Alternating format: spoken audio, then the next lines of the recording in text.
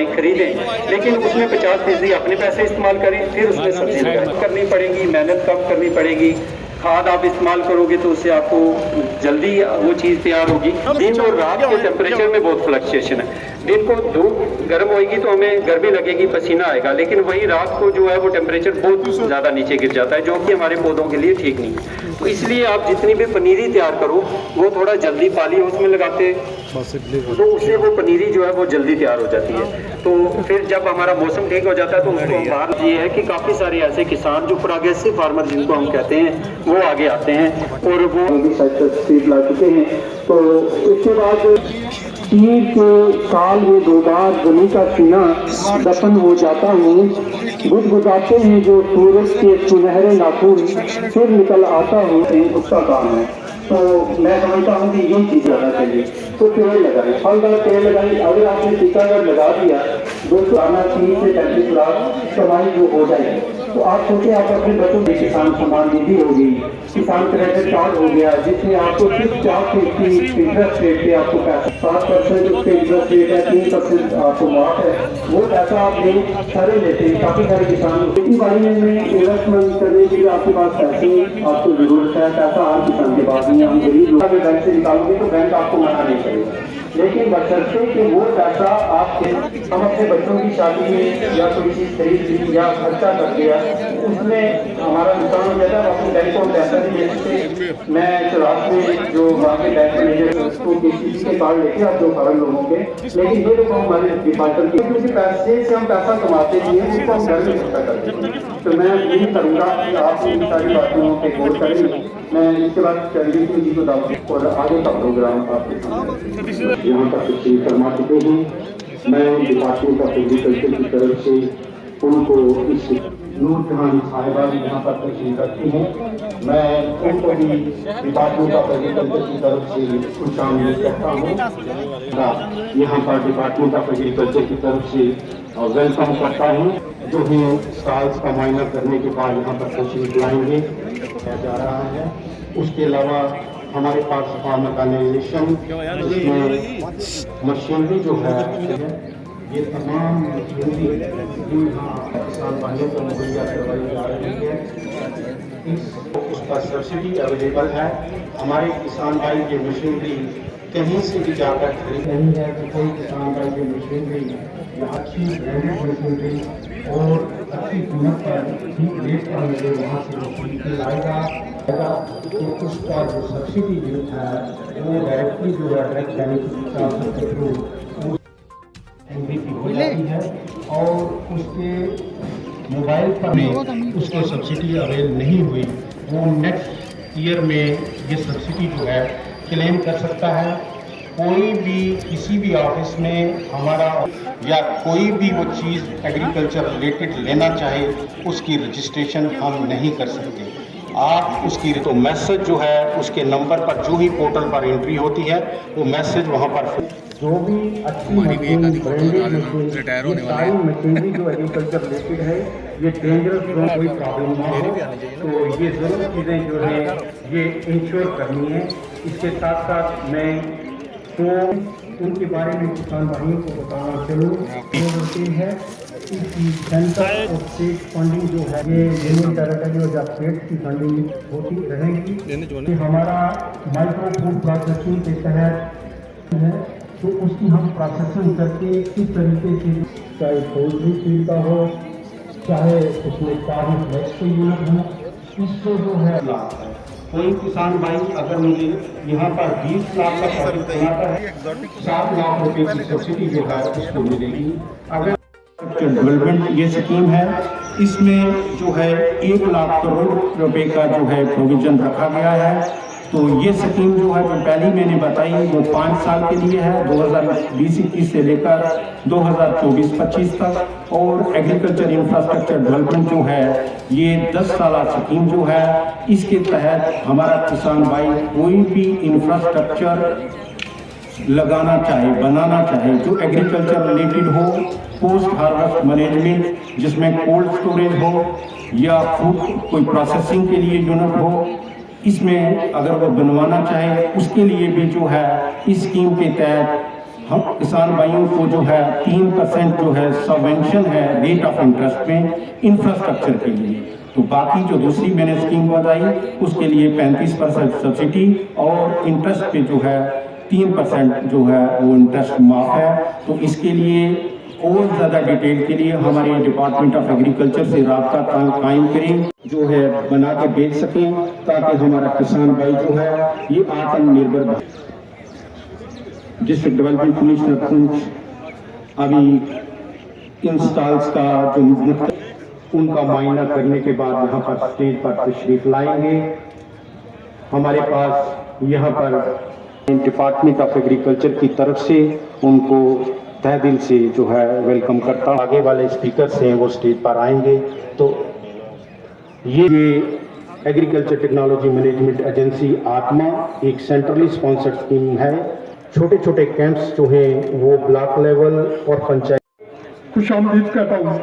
हमारी ऐसी मकसद यही रहता है कि हम फार्मर्स को एग्रीकल्चर डिपार्टमेंट की तरफ से क्या क्या स्कीमें चल रही उनके बारे में रूबरू कराएं और उन फार्मर्स की तरफ से भी अगर कोई स्पेशल्स को हम ऐसे वाली उनकी फीडबैक्स उन तक पहुँचाते हैं ताकि हमें उनकी कंप्लेंट्स का अजाला हो सके।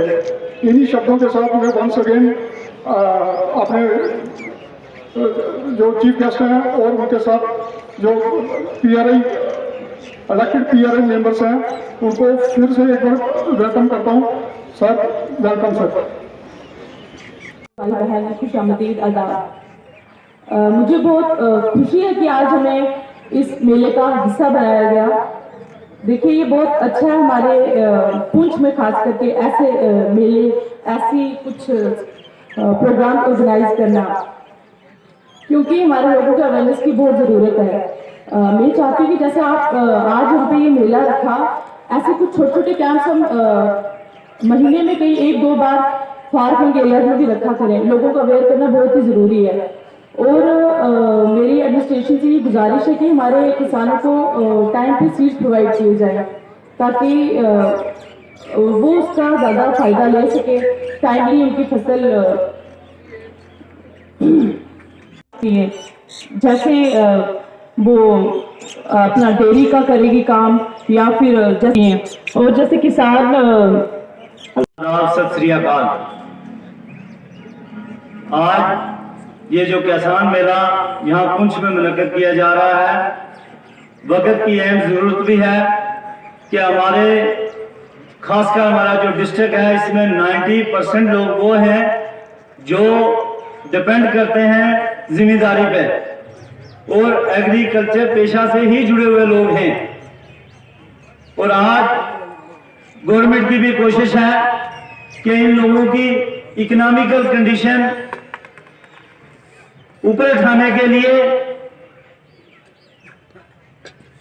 इनको ऐसे ऐसे मशीनरी मुहैया की जाए जो मैनुअल काम करने से बेहतर है, उससे ज्यादा काम हो सकता है। पहले तो जिम्मेदार हाथ से ही सब कुछ करते थे, लेकिन आस्ता आस्ता वक्त बदलते बदलते इन चीजों की जरूरत भी थी। रखते हैं एडमिनिस्ट्रेशन में हर वक्त जो मीटिंगें भी होती हैं हम देखते हैं, लेकिन हमारा डिस्ट्रिक्ट जो है 60% आपको फार फ्लंग एरिया में जाना पड़ेगा जहां एरिया स्पेसिफिक मशीनरी जो है उसमें इनकॉर्पोरेट करें। सबसे पहले डीसी साहब, किसी भी प्रोग्राम की कामयाबी का सहरा जो है वो आपके सर जाता है, क्योंकि इस वक्त पूरे जिले की निगरानी, पूरे जिले की मॉनिटरिंग जो है वो आप कर रहे हैं। इस मेले की कामयाबी डिस्ट्रिक्ट एडमिनिस्ट्रेशन की, बिलअमूम और बिलखुसूस एग्रीकल्चर डिपार्टमेंट की कामयाबी है। हम जमीन से जुड़े हुए लोग हैं, तकरीरें करना बड़ा आसान है, लेकिन जब तक एक बात मैं और कहूंगा, जब मैं आया मैंने मुआयना किया, कुछ लोग जो है 20 साल से वो ग्रोवर्स हैं, वो फार्मर्स हैं, सब्सिडियां हासिल कर रहे हैं। लेकिन डीसी साहब मैं बताना चाहूंगा, पुंछ की तरक्की तब तक नहीं होगी जब तक ना हर गरीब की तरक्की हो। 2, 4, 6, 10, 50, 100 आदमियों को अगर आप सोचते हैं इस जुमरे में आप लाकर यहां कोई इनकलाब लाएंगे तो वो बड़ा मुश्किल है। मैं कश्मीर की मिसाल देना चाहता हूं। हमारे लोगों ने कभी गौर नहीं किया होगा, अगर 6 महीने साल आपकी बनाल से अनलिंक्ड हो जाए वैली, सप्लाई लाइन बंद कर दी जाए तो कश्मीरियों को कोई फर्क नहीं पड़ता। वो हमारी तरह पुंछियों की तरह तिलमिलाते नहीं है, जनाब राशन नहीं है, चिकन बंद हो गया, सब्जी नहीं आई, फ्रूट नहीं आ रहा। कभी आपने गौर किया वो क्यों करते? उसकी सबसे बड़ी वजह यह है कि वो लोग जो है खुद कफील लोग हैं, यानी गुजरात से लाला आता है। किसान मेला जो है वो ऑर्गेनाइज़ किया गया, जिसमें हमारे किसान भाई के साथ साथ हमारे PRI मेंबर्स, हमारे BDC चेयरपर्सन, हमारे DDC मेंबर्स, उन्होंने भी शिरकत की। और यहाँ पर different departments, agriculture, horticulture, animal husbandry, sheep husbandry, जो भी हमारे अलाइड डिपार्टमेंट एग्रीकल्चर के जितने भी हैं उनके यहाँ पे कैंप्स लगाए गए। मेरी सभी किसान भाइयों से ये गुजारिश है कि वो मैक्सिमम फ़ायदा इन स्कीम्स का उठाएं। गवर्नमेंट की जो कोशिश है किसानों की इनकम बढ़ाने के लिए, जिसके तहत PM किसान के तहत भी किसानों की मदद की जा रही है, KCC कार्ड्स भी बनाए जा रहे हैं, बहुत सारी स्कीम्स में फार्म मैकेनाइजेशन के लिए सब्सिडी दी जा रही है गवर्नमेंट की तरफ से। और जो एग्जॉटिक वैरायटीज़ हैं उनको भी इंट्रोड्यूस किया जा रहा है डिफरेंट एरियाज़ में। इस साल जैसे हमारे डिस्ट्रिक्ट पुंछ में स्ट्रॉबेरी कल्टीवेशन इस साल स्टार्ट हुआ, और इसी टाइप से दूसरे भी कुछ चीज़ें हर साल, चाहे एग्रीकल्चर हो या फिर हॉर्टिकल्चर हो, हर बार इंट्रोड्यूस कुछ ना कुछ नया ज़रूर किया जाता है। बट उसके साथ साथ उसका फ़ायदा उठाने की ज़रूरत है, उसको कंटिन्यू रखने की भी ज़रूरत है, जिसके लिए हमारे किसान भाइयों की भी मदद की दरकार रहेगी। मेरी सभी किसान भाइयों से गुजारिश है कि वो इन स्कीम्स का भी मैक्सिमम फ़ायदा उठाएं, और उसके साथ साथ जो मॉडर्नाइज्ड वे में और जो चीज़ उनको मैक्सिमम फ़ायदा दे सकती है, मैक्सिमम पैसा उनके लिए कमा सकती है, उस चीज़ को उगाएं। अपनी ट्रेडिशनल वे तो मेंटेन रखें, बट उसके साथ साथ मॉडर्नाइजेशन भी करें। हमारे यहाँ पर बहुत ज़्यादा जोर मक्की के लिए रहता है, पर उसके साथ साथ जो है हमारा kitchen garden, backyard poultry, animal husbandry और जो हमारा मशरूम ग्रोइंग है, इसी टाइप से जो एग्जॉटिक वेजिटेबल्स हैं उनके ऊपर भी किसान भाई हमारे बराबर जो है ध्यान दें, ताकि उनकी इनकम भी बढ़ सके। Thank you. मेरा नाम मेराज है। हाँ, महाराज जी बताएंगे ये जो मेले लग रहे हैं एग्रीकल्चर की तरफ से, कितना फ़ायदा आपको मिल रहा है? इस मेले से हमें काफ़ी फ़ायदा होता है, काफ़ी अवेयरनेस होती है, क्योंकि सीड्स के बारे में हमें पता नहीं होता है, वो हमें जानकारी मिलती है। खाद किस टाइम देनी पड़ती है, क्या क्या उसका फ़ायदा होता है, किस किस टाइम में देनी पड़ती है, वो हमें पता चलता है। मैंने लगाई हुई थी हल्दी। पहले मैंने इसको चेक करने के लिए सिर्फ एक छोटे से क्यारे में लगाई थी, उसके बाद इसमें काफ़ी ग्रोथ हुई, काफ़ी फ़ायदा हुआ, तो फिर मैंने इसको थोड़ा बढ़ा के लगाया। लेकिन अच्छी खासी होती है। इसको मैं मार्च में लगाता हूँ, तो मार्च के बिना बाद उसके बाद इसको पानी वगैरह फिर दे देता हूँ। उसके बाद इसको जब जड़ इसकी निकलती है वापस मैं उसको दोबारा लगा देता हूँ। जब इसका सीजन आता है तब उसी टाइम में ये तैयार हो जाती है। जब उसको मैं निकालता हूँ मार्च एंडिंग में, तो उसको फिर दोबारा मैं लगा देता हूँ। इतनी मेहनत भी नहीं है, और खाद की भी इतनी ज़रूरत नहीं पड़ती है। खाद में जो केमिकल है वो मैं कम डालता हूँ, ज़्यादा गोबर की खाद इस्तेमाल करता हूँ।